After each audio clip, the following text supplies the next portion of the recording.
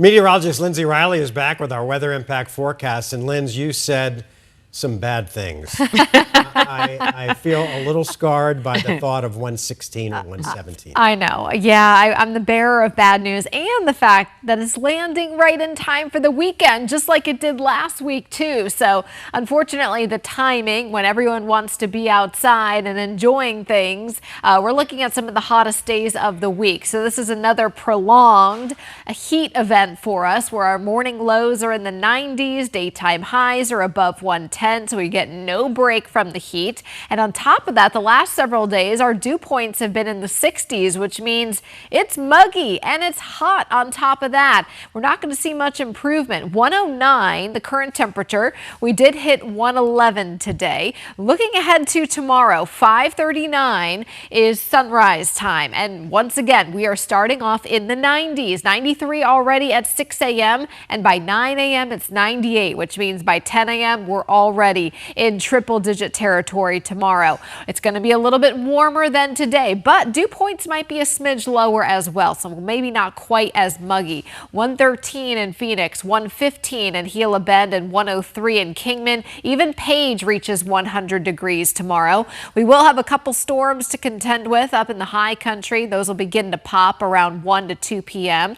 Here in the valley, we're going to hit 114 in Avondale, 112 in Gilbert tomorrow, and also 112 in Scottsdale. Over the next 3 days, those temperatures are building. Remember, the heat peaks this weekend, so record highs expected pretty much all weekend. 115, 116, no storms in sight. Here's the hour by hour tomorrow. We start off in the 90s, and then we'll peak at about 113 around 4 p.m. Full sunshine, light winds, moderate humidity all day.